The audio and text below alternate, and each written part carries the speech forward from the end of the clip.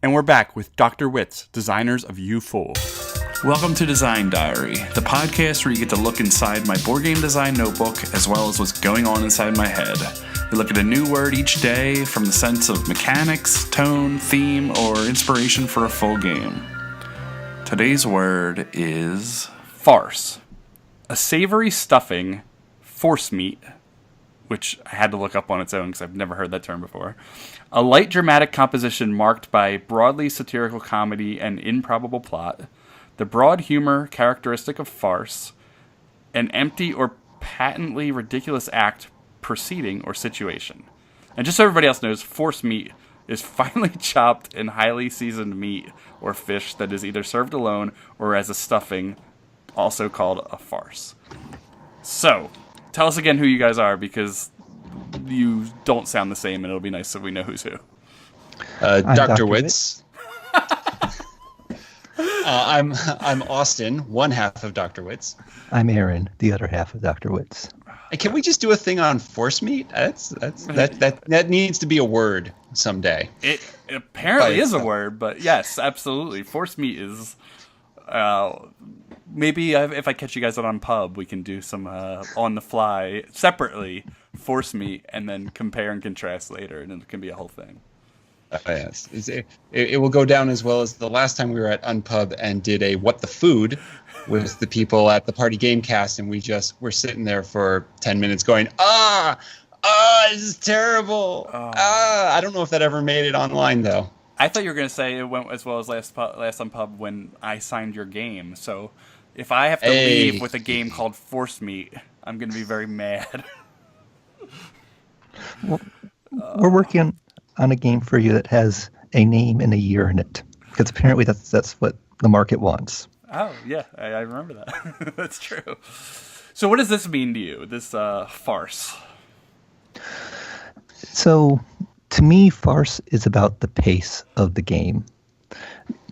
The farces I love, which typically are British or Canadian, start off slow, and you slowly see the chaos building. So it's a slow burn, and suddenly everything comes together. But it doesn't come together. It's not da da da da da da da da da da da da da. No, that's too silly. It's people have been pushed to the extreme, and yet they're still going with it. They're still trying to make it work.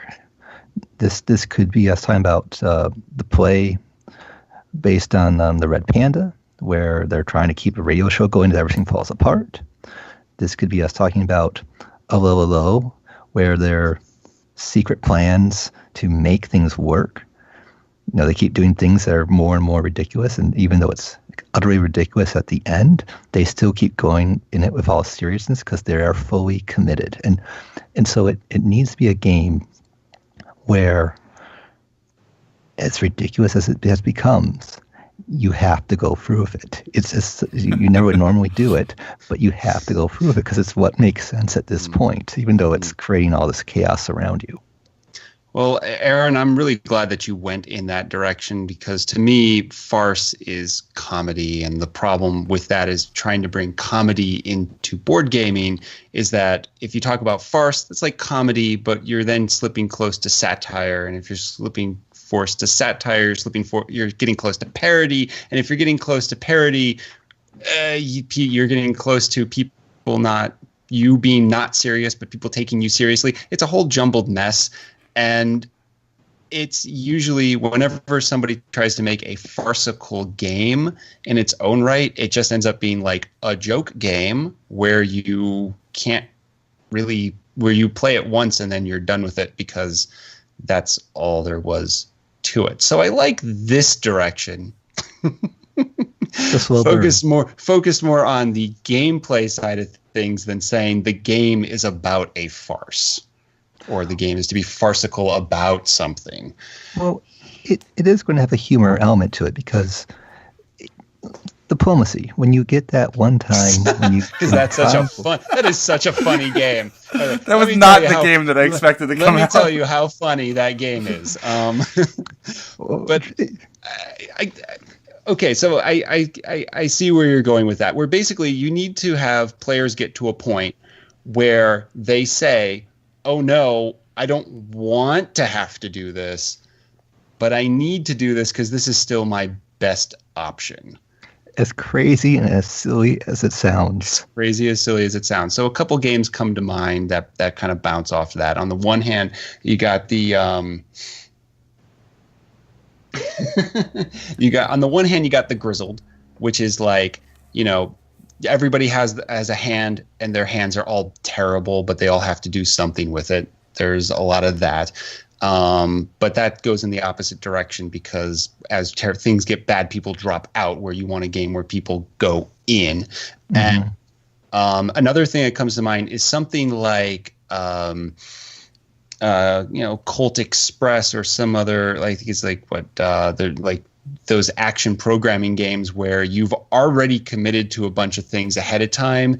And like, because of all the craziness that's going on around you, you're just kind of like, But then that also gets into a problem too, because sometimes you'll if it's an action programming game and you'll swing a punch and there's nobody standing next to you because 3 turns ago somebody moved the carpet and the person in front of you just slid off to the side. So we're trying to find a medium between those two where there's crazy things happening, and as you continue to go forward, your actions still have weight no matter what. And in fact, they actually become even more weightier as you go through the game. Exactly. Mm-hmm. You want to be stuck in the chateau with the gâteau that's going to explode to take out the local Nazi leadership. And it's in the wrong place, but it's going to explode and you have to get out. And you're still trying to take down the Nazi leadership, but now the Nazi leadership are hanging out with you because that's your cover, and you're trying to get out because the gâteau is going to explode in the chateau. So you said, what's that name? With the game with the train? Colt Express. Yeah. So my thought for Farce, as you were saying that, was just, I was thinking of the just the extreme nature of that game being an upright game that's not really a toy, but it's definitely different than anything else in just how it's slightly obnoxious in its presentation. But I started to think of something that's very obnoxious in its presentation, but it's a serious game deep down. So I don't even know. I didn't even have an idea. But imagine that train just being just big and complicated and stupid, but this like deeply thematic and complex game built inside of it. That was just my immediate thought of Farce as you mentioned that game. Snowpiercer, the board game. Yeah, exactly. Even like, have you ever seen? And I've never played it, but the Star Wars Queen's Gambit is like, multiple tiers of battle happening at once. But just imagine that, but even just more ridiculous. And I have a fond memory of being in a Walmart and seeing Queen's Gambit on the shelf and going, maybe I'll pick this up later.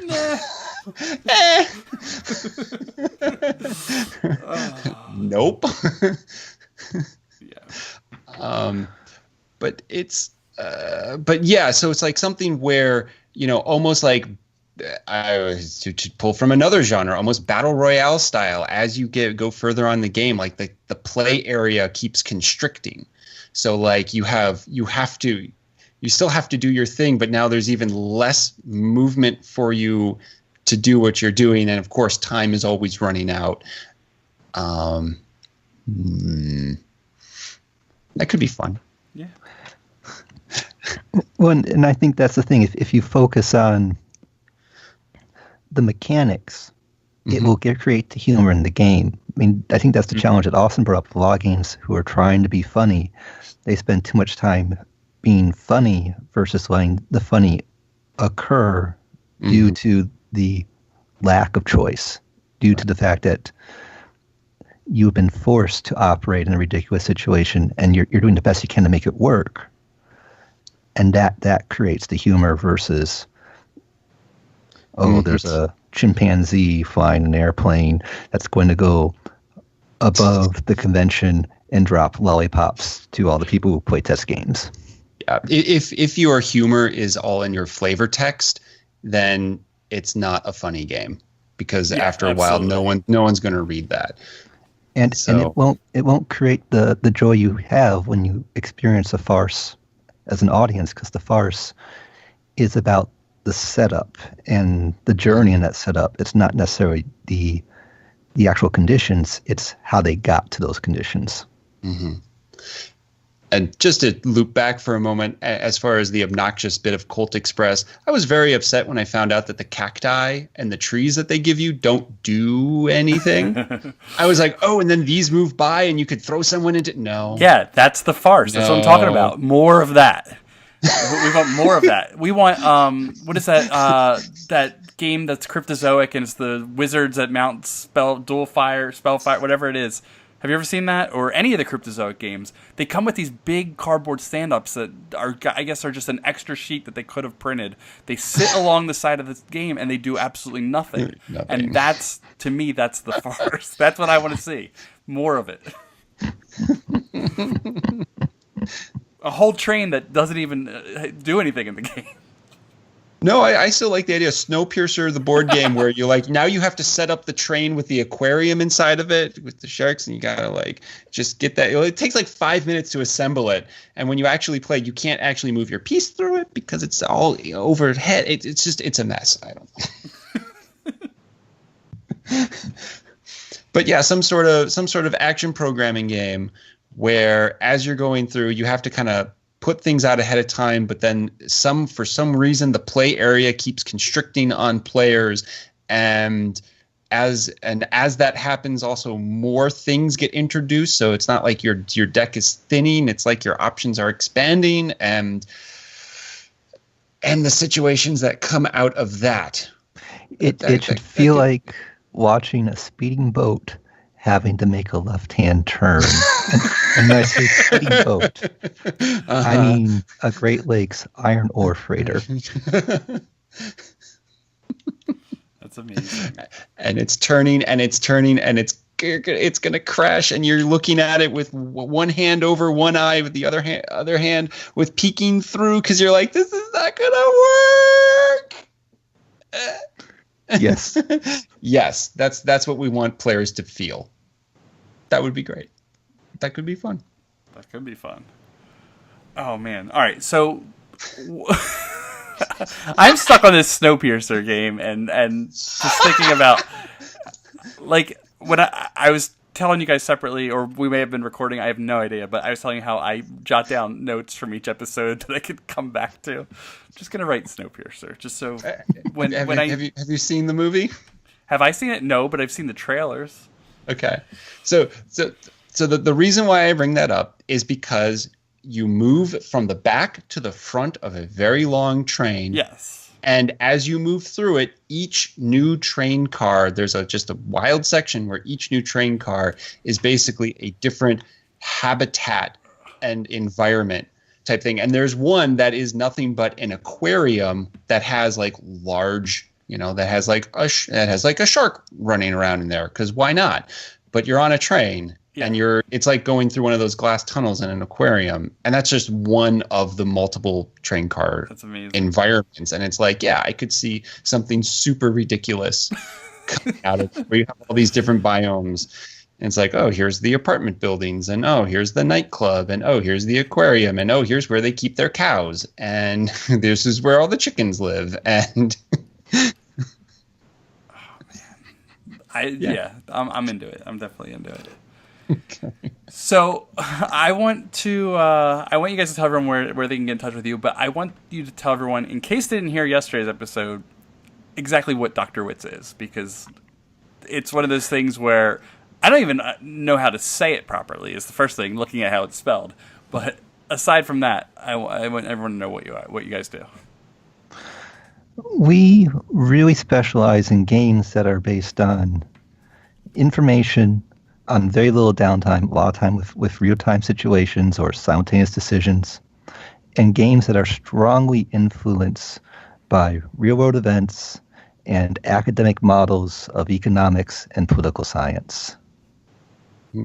And the name comes from I'm Austin Smokowitz. He's Aaron Hunzowitz. Together we are Dr. Wictz. And our doctor was proudly awarded to us by our committee chairman, Paul Owen, when he assumed we already had a PhD in something when he first met us at Congress of Gamers, our very first Unpub. Oh, that's good. Is Paul going to be at Unpub? Yes. Okay. Yes, he's co-designed with Keith. Yeah. Yeah. Nice. And even though I don't have a degree, I have an honorary degree by association. Paul is good enough for me. That's all I need to call myself doctor. Forget the PhD in economics. There needs to be Don't tell my chair that. new like an acronym for it. Like you're a doctor via Paul. I don't know. And it's something we can all aspire to be. I think it's a university of the University of Owen. Oh, so good. All right, cool. Well, tell everyone where they can get in touch with you and find you online. So you can reach us on Twitter at drwictz, or you can find our Facebook, dr.wictz.com. Great. Okay, well, thanks again, and we'll talk to you guys later. Wonderful. Thank you. Thank you.